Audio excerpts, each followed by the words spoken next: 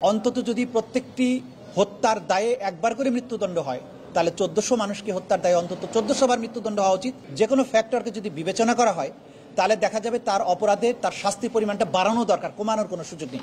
শেখ হাসিনা নিজে সবগুলো অপরাধ সংগঠনের জন্য হুকুম দিয়েছেন। 3 জন আসামির মধ্যে প্রধান আসামি শেখ হাসিনা, যিনি ছিলেন অপরাধের নিউক্লিয়াস, কারণ তাকে কেন্দ্র করেই সমস্ত অপরাধগুলো সংগঠিত হয়েছিল। কারণ গত 9.5 বছর ধরে ক্ষমতায় থাকা অবস্থায় তার একমাত্র টার্গেট ছিল 2041 সাল পর্যন্ত তার পরিবারের, তার দলের শাসন ক্ষমতাকে দীর্ঘায়িত করা এবং বাংলাদেশে তার কোনো রাজনৈতিক প্রতিপক্ষ না রাখা, যারাই তার জন্য প্রতিবাদ বা প্রতিপক্ষ হয়ে দাঁড়িয়েছেন তাদেরকে নির্মূল করা।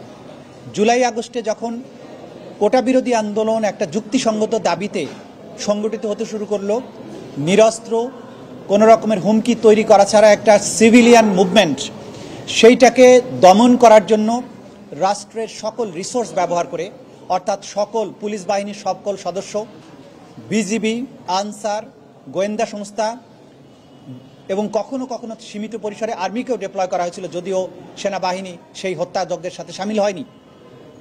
এর সাথে helicopter, drone, APC, lethal weapon, মারণাস্ত্র ব্যবহার করে রাষ্ট্রযন্ত্র সম্পূর্ণভাবে ইনভলভ হয়ে 1400 মানুষকে হত্যা করলো, হাজার হাজার মানুষকে আহত করলো।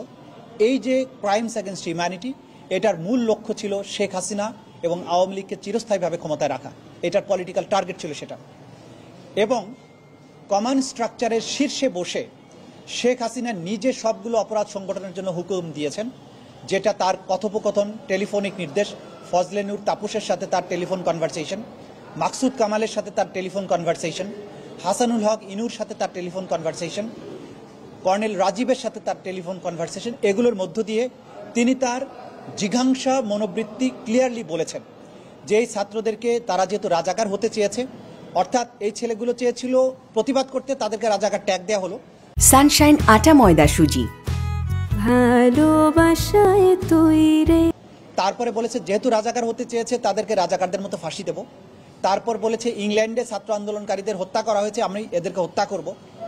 এরপর লেথাল ওয়েপন ব্যবহার করে তাদেরকে উপর থেকে হেলিকপ্টার দিয়ে ক্লিয়ার করা, অর্থাৎ তাদেরকে হত্যা করে নির্মূল করার নির্দেশ দেওয়া হলো।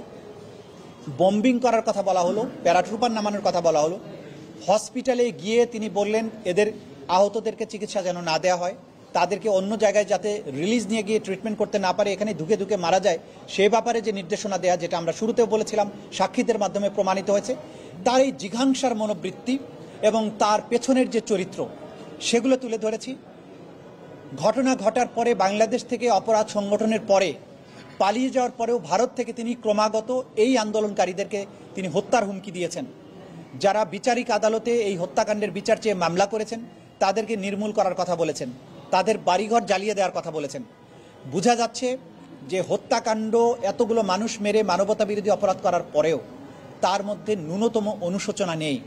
তিনি একজন হার্ড নট ক্রিমিনালের ভূমিকায় অবতীর্ণ হয়েছেন। সুতরাং এই ট্রাইব্যুনালের মামলায় তিনি যেহেতু সকল অপরাধীদের প্রাণভোমরা ছিলেন, সুপার স্ট্রাকচারের, সকল স্ট্রাকচারের উপরে অবস্থান করতেন, তিনি অপরাধের নিউক্লিয়াস ছিলেন, তাকে চরম দণ্ড এই আইনে যেটা আছে সেটাই দেয়া শ্রেয়। যেহেতু অন্তত যদি প্রত্যেকটি হত্যার দায়ে একবার করে মৃত্যুদণ্ড হয় তাহলে 1400 মানুষকে হত্যার দায়ে অন্তত 1400 বার মৃত্যুদণ্ড হওয়া উচিত। কিন্তু যেহেতু হিউম্যানলি এটা পসিবল না, অন্তত তাকে যদি একবার চরমদণ্ড না দেওয়া হয় এটা অবিচার করা হবে। আইনে মিটিগেটিং ফ্যাক্টর বলে একটা কথা থাকে, যে তার কিছু কর্মকাণ্ড যদি এমন হয় যার প্রেক্ষিতে আদালত বিবেচনা করতে পারেন এই ভালো কাজগুলো তিনি করেছেন, তার শাস্তি কমানো যেতে পারে।